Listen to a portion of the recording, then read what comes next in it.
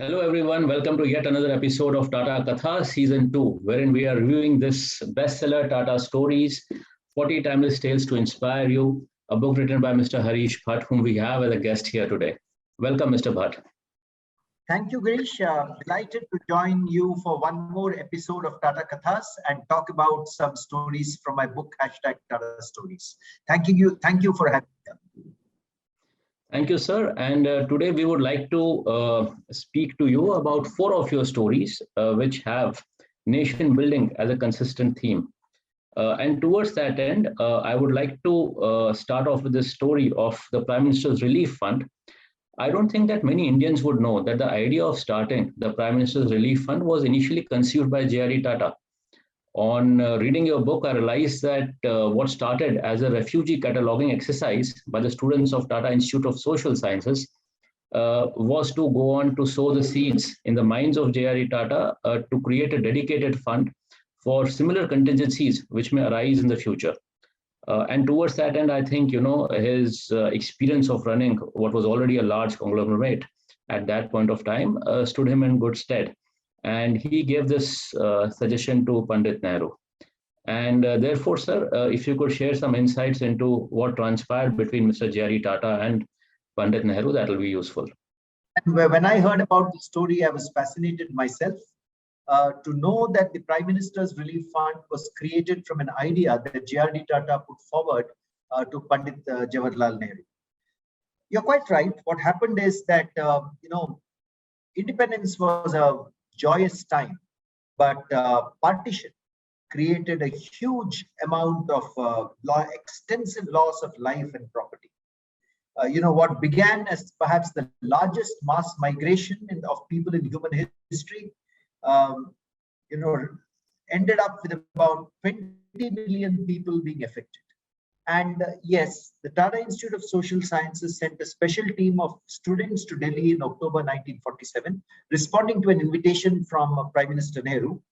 And they were involved in the systematic registration of refugees, which would be very important to the resettlement of these refugees in India. And their work was recognized by Jawaharlal Nehru himself. But notwithstanding many such efforts, it was becoming very evident that millions of refugees who had entered India from Pakistan would need a lot of support to alleviate the loss to property, alleviate the loss to life that they had suffered, the pain that they had suffered. In fact, recently when I went to Amritsar and saw the Partition Museum there, it was such a chilling, encounter with the past and what happened there. Millions of refugees streaming over the borders by trains and so forth. So JRD Tata was chairman of the Tata Group at that time, at the time of independence. And JRD Tata knew Jawaharlal Nehru. And JRD Tata was greatly concerned that this was becoming an urgent national need. And he felt that the Tata Group should help in whatever manner possible. But he also felt that systemically, it's important for the country to put in place a platform through which such disaster relief or through which such pain of an extensive number of people can be alleviated. And the thought in his mind was, how do we put a platform in place for the raising of emergency funds as and when required for the country? So in October 1947, JRD Tata suggested to Pandit Nehru that a national fund for relief and distress should be created in the name of the Prime Minister himself and in the name of the Prime Minister to provide it the required gravity and importance. He also said that Tatas would be happy to make a good contribution to the fund. I am told that, for some weeks, he did not hear back from Pandit Jawaharlal Nehru. And, JRD Tata's biographer, R.M. Lala, has recorded that JRD then went on to tell the Prime Minister, and I'm reading from my book, if you have no such intention, could you advise me as to what we should do? In other words, I feel that such voluntary contribution should be used for meeting needs which cannot or would not normally be provided from government help. But on the 11th of December 1947, JRD got a response back from Pandit Nehru. And this is what the response said. My dear Jahangir, there has been great delay in coming to some decision about the National Relief Fund. After consulting my colleagues here, we have arrived at some decisions which are incorporated in the attached note. I hope you approve of them. Yours, Jawaharlal Nehru. And a copy of this letter is available in the Tata archives. And the note which Jawaharlal Nehru enclosed with his letter talks about the decision that had been taken to open a special fund called the Prime Minister's National Relief Fund. He said this should be a permanent fund for relief of any kind, but for the moment, it would be applied for relief work for the refugees from the Punjab, the Northwest Frontier Province, and other parts of Pakistan. The note goes on to talk about who the trustees of this fund would be, including the Prime Minister, the Deputy Prime Minister, a representative of the Tata Trust, and so forth. So this is the story, Girish, about the creation of the Prime Minister's Relief Fund. And what strikes me as I was going through the story is that here is a person, JRD, completely caught up in the pressures of managing his companies, which must have been quite severe in the post-independence period, despite which he found the time and energy to relentlessly pursue a national cause like the establishment of this emergency fund. It's a fascinating story, and I would invite viewers, if they wish to, please visit the Tata archives, and you can see copies of both these documents there. I fully agree, sir. And also what is interesting is that not only in terms of finding the time, but also having the ability and the willingness to make a commitment of capital to a national cause. That was quite heartening to see that an industrial house should come forward to set up such a fund for a national cause. So out of curiosity, is a member of Tata Trust still there on the board of the Prime Minister's National Relief Fund even today? So a trustee from the Tata Trust, a nominee of the Tata Trust, was on the trustees of the fund when it was begun, okay, in 1947-48. But later, in the year 1985, the management of the Prime Minister's Relief Fund was entrusted entirely to the Prime Minister and the Prime Minister's office. So there was a restructuring done at that time. So at this point in time, a nominee of the Tata Trust is no longer on the Prime Minister's Relief Fund. The other story that I read, which was again on similar lines in terms of contribution to India's development, was the framing of the Bombay Plan. This, of course, was, I think, 3-4 years before independence, when Mr. JRD Tata, Mr. J.D. Birla, and a few other industrialists got together and set about conceiving the plan. Now, what was most striking for me when I read your story was that two things. One is the approach that they took in terms of formulating the plan, which was a grounds-up approach. And also, which is perhaps a telling legacy of the colonial rule, that they set about to address basic human needs in terms of roti, kapra, makan, food, housing, and shelter and education. And much later came the economic activity and the industrial activity. I also believe that he was ably assisted in this endeavor by Mr. John Mathai. Now, a lot of books have also been written on this, sir. I remember seeing a book specifically on the Bombay Plan, which came possibly maybe a year or two back. But since the Tatas have been at the forefront of it, it will be helpful if you could share your views on this. Yes, it's a very, very, very interesting episode drawn from the history of the Tata Group, Girish. So, from what I have read, this was 2 to 3 years before independence. 1943-44, and JRD Tata, as well as some other industrials, including J.D. Birla, felt that political freedom was, of course, very important for the country, but it was equally necessary to put in place the building blocks for economic freedom and economic prosperity. And until then, the British government, which was ruling over India, had not yet created an economic plan for the future of the country. So rather than wait for independence to happen, JRD Tata and a few of his fellow industrialists decided to sit down by themselves and formulate an economic plan for the long-term development of the country.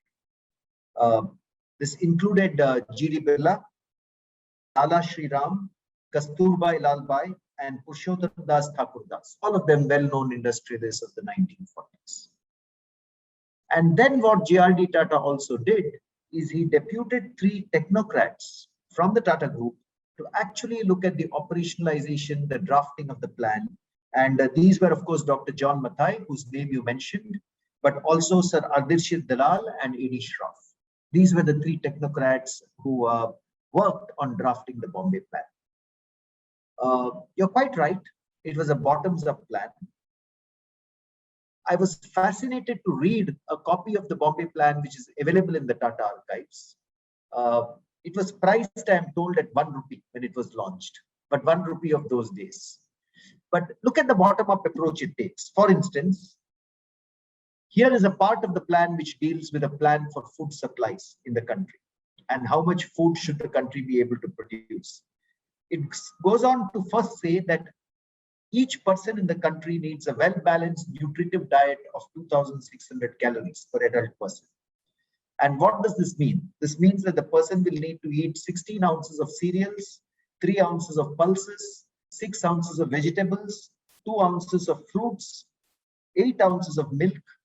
And then it goes on to calculate that if we have to provide this to the population of India, we will need an annual expenditure of 2,100 crores to deliver this nourishment to about 389 million people at that point in time. So it set out, a 10,000 crore target in a similar fashion for food, clothing, housing, education, and industry. And it outlined various sources of funds which could be used for this expenditure. So it was truly bottoms-up plan. And the Bombay Plan went on to talk about investment in infrastructure, investment in industry, power, mining, engineering, armaments and transport, consumer industries like textiles, glass, leather and oil. It was the first systematic approach to the economic development of free India. When the plan was published, I am told, on the 1st of January, in January 1944, there was great consternation amongst the British. It attracted a lot of attention. And I think the British were perturbed that Indians have been able to create this plan, whereas they had not created one themselves. And Lord Wavell, who was then the Viceroy of India, was disturbed enough to write to the Secretary of State in London, saying a considerable stir has been created by this plan. And he wrote a private and secret letter in May 1944, saying the Bombay Plan has come out in the Penguin series. We should at once produce a rival pamphlet and broadcast it through the India office. So you can see how much consternation it created with the British. But it was for JRD Tata, GD Birla, and the other 3 industrialists who joined them. I think it was a labor of love and something that they wanted to give the country well before independence, so that we could think about economic freedom and economic development simultaneous with political freedom. Totally, sir. And I think it was also a reflection of the failure of administration of the British India in terms of what they could have possibly done and which they chose not to do. And more telling was the fact that it did not come with any political colors. It did not come from the Congress office, but it came from private entrepreneurs like JRD Tata and GD Birla, who were in the business of running companies and were known nationalists. That's absolutely right. It was a plan created with an objective viewpoint by these industrialists. Because JRD Tata and GD Birla were involved, it was often also called the Tata Birla Plan. But you're quite right. It did not come with any particular political economic ideology. It created a storm not only amongst the British, but amongst various segments of Indians. Gandhians thought that this plan was against Gandhi's ideology because it called for heavy industry.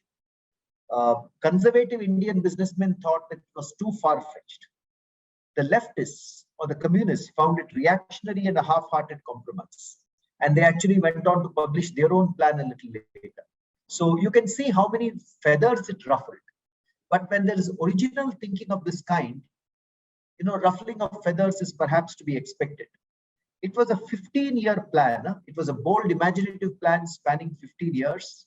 I think one of the driving features of the plan, which I could see while reading the document, was a burning desire to wipe out, hunger amongst people, to provide people roti, kapda, and makan, like you said. And JRD Tata went on to say that, that there should be widespread poverty and misery in a country so naturally endowed by providence with manpower, talent, and natural resources is an intolerable paradox. He went on to say this is a disgrace which should fill us with shame and hunger and a burning desire to wipe out this terrible wrong done to our people. And I think those were the emotions and the thoughts at the back of his mind which led to the creation of the Bombay Plan. Yes, sir, indeed. Very similar to the lines said by Mahatma Gandhi that we cannot rest till there is a tear in the eye of any Indian. Something similar. on those lines. You're quite right. You're quite right. The only thing I should say in closing is that a lot of credit for the drafting of the Bombay Plan actually goes to Dr. John Mathai. And as you know, Dr. John Mathai was then the first railway minister of the country in Pandit Nehru's cabinet, and thereafter also became finance minister of independent India. But at that point in time, in 1944, he was very much with the Tata Group and a very senior technocrat with the Tata Group. So I think he played a key role in the drafting of the plan, and he's equally a fascinating character to read about. But that's the subject of another story, Rich. Yes, indeed, sir.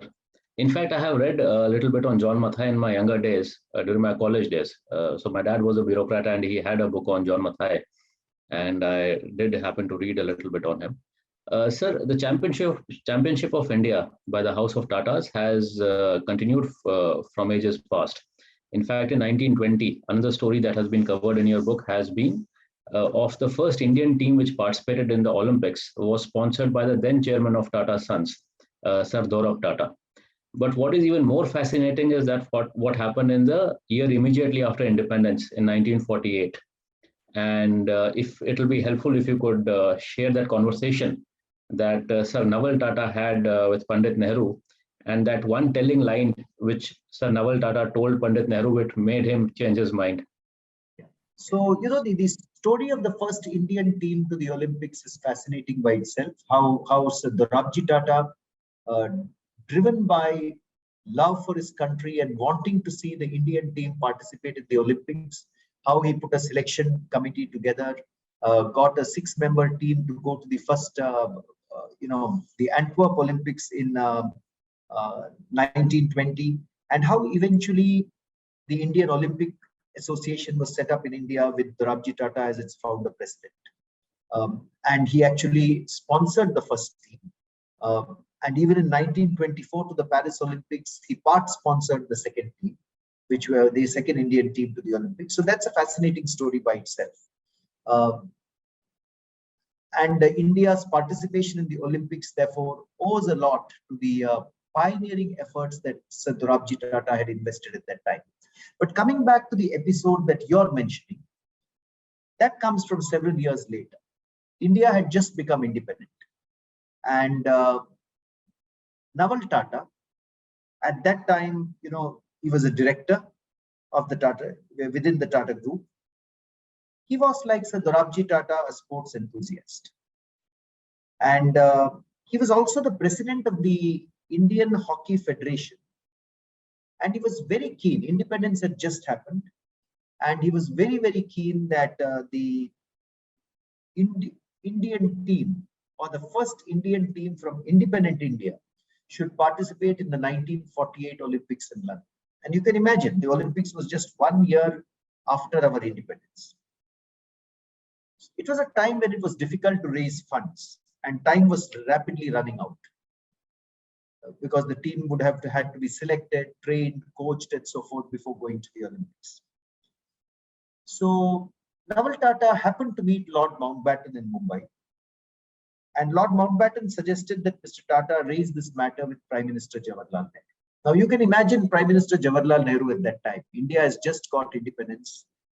It's dealing with all the immediate aftermath of the partition, still putting in place many of the building blocks for the development of the country. And so Nehru was very busy during that period of time. But he acceded to Naval Tata's request and gave him time at 10 p.m. one night to meet briefly on this subject.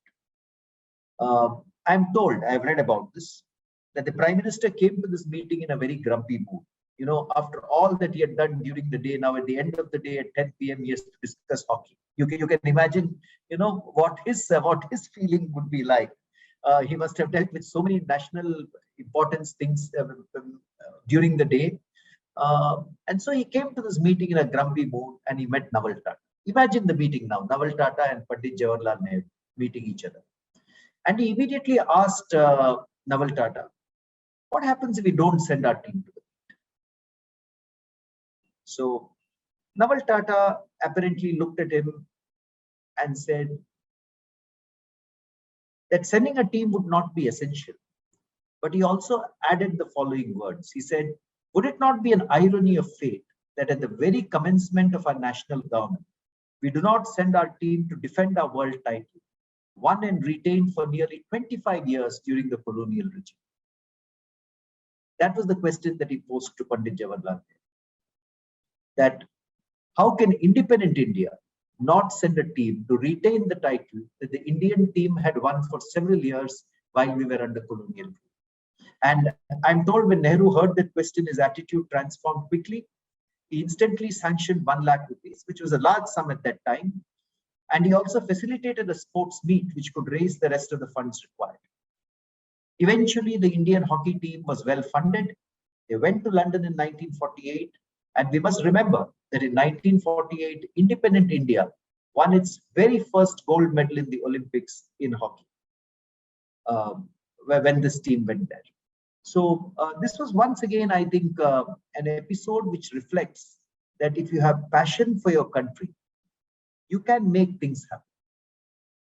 Even if it means, going to the highest figure in the country and seeking his support in a manner which I think, draws attention to why it is important to pursue that path. Indeed, sir. And therefore, it would not be wrong to say that India owes its first hockey medal of independent India to the persuasion and intervention by Mr. Naval Tata. And had it not been for him, perhaps we would not even have a team at the Olympics that year.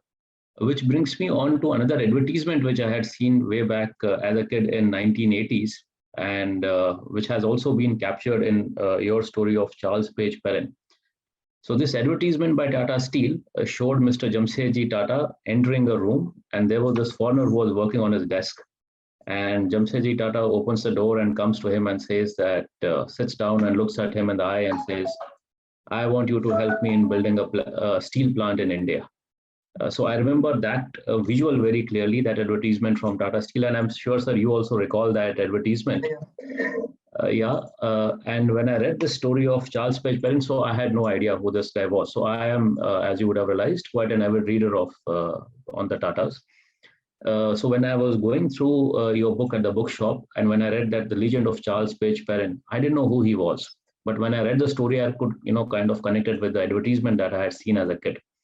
And you have aptly named him as the legend, because to think of leaving the US in 1900s or 1800s and then coming on to India to build up a plant right from scratch was indeed adventurous. And now I leave it to you, sir, to narrate in your own words on, because you have written a very, very emotional lines about it in your book, and therefore it will be helpful to hear it from you.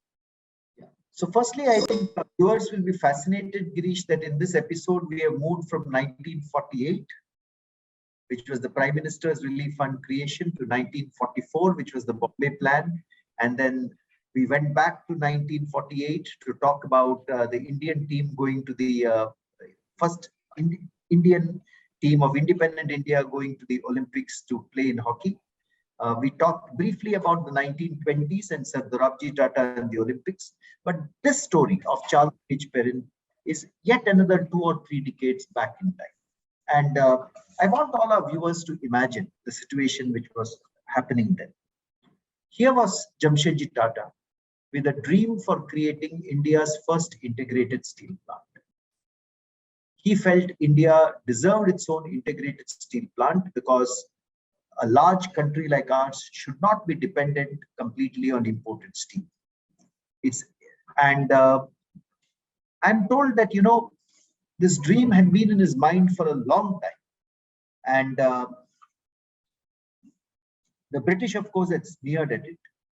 We had, the example of Sir Frederick Upcott, the Chief Commissioner of the Indian Railways, saying that, if the Tatas make steel to British specifications, I undertake to eat every pound of it. That was the attitude of the British at that time. Now, Jamsetji Tata, one of the questions which was foremost in his mind is, it's fine to say that you want to create the nation's first integrated steel plant, but where will the technology for this come from? Because India did not have the required technology to create an integrated steel plant of that scale. So in those days, you know, flights were not there. He decided to travel the world and go to the home of US Steel to understand how he should get the right technology to India. So he set sail for the United States. And I can imagine how many days a ship would take to go from India to the United States at that time. And he went to the US, he went to Alabama, he went to Chattanooga, he went to Chicago, and finally he landed up in Pittsburgh, which is home to US Steel. And there he met Julian Kennedy, one of the world's foremost metallurgical engineers. And Julian Kennedy told him that if you need to put up this plant, the one person who can enable you to do this is Charles Page Perin, one of the most eminent consulting engineers of the US, based in New York. Now imagine Jamshedji Tata, at that time still a relatively unknown Indian merchant and industrialist, hearing that the one man who could help him put up the steel plant in India is New York's leading consulting engineer. I don't know what thoughts passed through his mind, Girish, but he decided to go to New York and meet Charles Page Perin. There was that fearlessness, but also the passion, which said that nothing is going to deter me. I will make this happen. What happened thereafter is best narrated in the words of Charles Page Perin himself, which also featured partly in that advertisement of Tata Steel that you had referred to. Charles Page Perin, and this is a slightly longish paragraph, but listen to this. This is what Charles Page Perin describes his first encounter with Jamshedji Tata. I was poring over some accounts in the office, and I'm reading this from my book, when the door opened and a stranger in a strange garb appeared. Imagine Jamshedji Tata with the Parsi garb, with the turban on his head, coming into an office in New York. He walked in, he leaned over my desk, looked at me fully a minute in silence.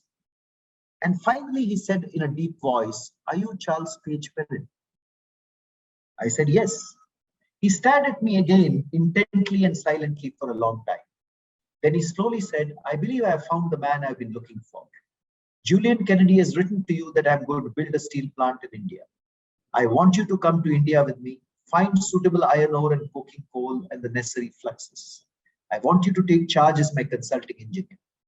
Mr. Kennedy will help build the steel plant wherever you advise, and I will foot the bill." And then he turned to Charles Page Perin and said, "Will you come to India with me?"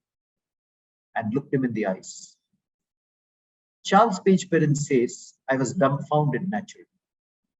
But you don't know what character and force radiated from Tata's face. And kindliness too." "Well," I said, looking at him, "yes, I will go." And I did. I've reflected on this story so many times. An unknown Indian merchant attracting the world's best consulting engineer from the great city of New York, where he would have had all the luxuries of a advanced, developed city like New York, to the jungles of Eastern India, to establish a steel plant in an unknown location. And all this happening in the very first encounter. What could have made this happen, Girish? I think, that strength of character which came from Jamshedji Tata's face, the force which radiated from his face, where could it have come from?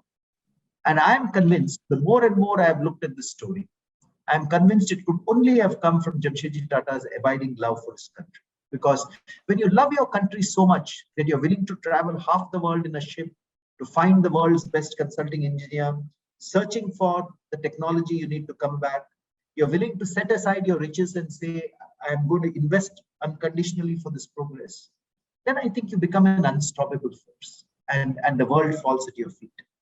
I believe that national pride and our willingness to do what we do for our community and our nation is an unstoppable force. And that truly is the lesson of the story for me. So Charles Page Perin did come to him, and he helped Jamshedji Tata establish Tata Steel. He worked very willingly in places as far-flung as Dhali and the Rajhara hills.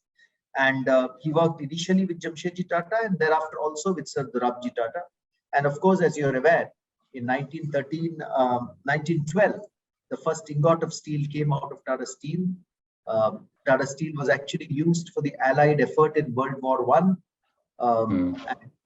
And the rest is a history. Tata Steel is today one of the finest steel companies anywhere in the world, prospered over so many decades. But this is the origin of Tata Steel. And therefore, the legend of Charles Page Perin takes us back in history to a momentous occasion, which needs to be recorded and reflected upon by every Indian. There are lessons from the story that we can bear in mind. And, you know, if Jamshedji Tata, at that time, relatively unknown as he was, could attract Charles Page Perin, one of the world's greatest consulting engineers, to the jungles of Eastern India to set up a steel plant, why should we not set our sight high? Why should we permit barriers to come in our way for anything that we envision for the future?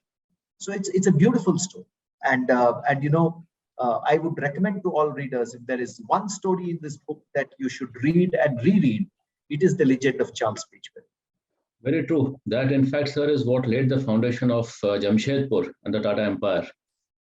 I was just doing some calculations while speaking with you in terms of the time that it takes for a ship to go from, let us say, Bombay into the US. Shipments from, let's say, West Africa into Tuticorin, something that I'm a little familiar with, would take about 40 to 45 days. And going by that speed and, you know, kind of discounting it for, let's say, the speed of vessels 100 years back, it would easily have been, you know, anywhere from 75 to 90 days, a journey of 75 to 90 days on a vessel. And therefore, prior to that, the thought that one must do this for the country, the money that it would have taken, the time that it would have taken, and then to reach New York, meet these people, and then convince him, and then for him to come to India, living all the luxuries of life in America, and then to set up this is, you use the word momentous, and that was very apt, sir. That is what it is. And also look at the enterprising and entrepreneurial nature of Jamshedji Tata, and the way men were built at that point of time to be able to endure those hardships for something that you believed in, and you believed in something which was for that point of time quite big in itself. We also have with us Mr. R.P. Narla today. Mr. R.P. Narla is the head of the TATA Central Archives in Pune. Mr. Narla has also, in fact, been the research partner while bringing out this book. Mr. Harish and Mr. Narla have worked together, and Mr. Narla has also shared a few interesting documents with Mr. Bhat while Mr. Bhat was researching for this book. Welcome to the program, Mr. Narla. Thank you, Harish. It's been a pleasure. I see that you have the photographs of Mr. JRD Tata and Jamshedji Tata behind you. Yeah, those are the photographs. Initially, when my wife started learning painting, she did the portraits of those two gentlemen. We sent it to Mr. Ratan Tata to get them signed and get it back. So Mr. Tata kindly consented to sign on them and return them back. Mr. Narla, I have been to the Tata Central Archives website. I think you have a large number of treasure troves hidden there. I have seen a replica of JRD Tata's room. I have also seen a few documents from ages past. It will be helpful if you could tell us a little bit about Tata Central Archives and something that is interesting for the viewers and the younger generation as well. Tata Central Archives is situated in Pune. Initially, it was started by JRD in Bombay. We moved to Pune, and we have about 1.75 million documents with us, about 130,000 photographs, and then lots of other memorabilia with us. So we have JRD's office room recreated. We have an exhibition gallery where periodically we keep putting up exhibitions. And during this pandemic, since the outreach was very limited, we decided to go digital. So some of these exhibitions are already on our website on 360-degree view on virtual tours. And by the end of this year, we'll be putting up 2 to 3 more exhibitions. This will be continued doing in the future also. And people who would like to come and research the place, they can take an appointment on the Tata Central Archives website. or they can write to me directly and come and take an appointment. So we provide them with facilities to do research and those kind of stuff. Unfortunately, there is no staying and cafeteria here.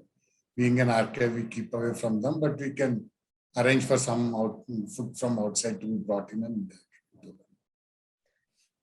Right. Mr. Narla, could you tell us about a few rare documents or interesting things that you have at the Tata Central Archives?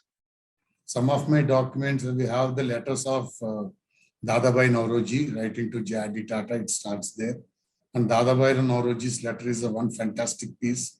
His drain theory is all over written in that letter. He says whenever Jamshedji Tata wants to start an iron and steel mill, it should be only with Indian capital and not with the foreign capital. He says whatever is hidden in the bosom of the earth, it can be dug and taken away and it is a loss forever. So he says we shouldn't allow that to happen. So the Dadabhai Nauroji's letter is one of the few letters which is exceptional. And then we have letters from almost all the old political leaders and those people with us. The Bharat Ratna and all JRD's awards are also with us. So these are some of the rare stuff that we have. And we have JRD Tata's office room recreated, so which resembles the actual room that was in Bombay House. At the behest of Ratan Tata, we recreated that room and it is set up in the archives. Thank you, Mr. Narla. That's quite interesting. I would sincerely request anyone who is traveling to Pune to take out some time and do visit the Tata Central Archives. You will find a lot of documents, manuscripts, JRD's Tata office recreated, and a lot of interesting aspects of the history of the Tata Group documented, preserved, and nurtured there. Mr. Narla, we just had Mr. Harish Bhat speak of 4 very interesting stories. The first one was on the creation of the Prime Minister's Relief Fund. The second one was on the Bombay Plan. The third one was on Tata's contribution to the Olympics. And the fourth was on the legend of Charles Page Perin. Would you like to say something about these 4 stories, sir? Thank you, Girish. When we read a book, as a good historian, what we do is, first we read about the author. In this case, the author is none other than the brand custodian of Tata Sons and a senior member of the Tata Sons group. So when we started writing about this book, or when Harish was particularly asking me for the research material for writing these articles, we should remember that the background of this period was the COVID was at its peak and the spirits of the people were very low. Economically, the families were on the verge of breakdown. This is the backdrop when we started writing. And these articles did indeed bring up the spirits of the people. And what is to be done here is, when we talk about objectivity, what Harish and me decided was, we shouldn't have anything anecdotal on the thing. Everything has to be factual. And we made sure that only factual things are reported, and we tried to avoid by and large the anecdotal stories. Thank you so much, Mr. Bhat, for this delightful session. Thank you, Mr. Narla. And see you again next week, viewers, with another episode of Tata Katha.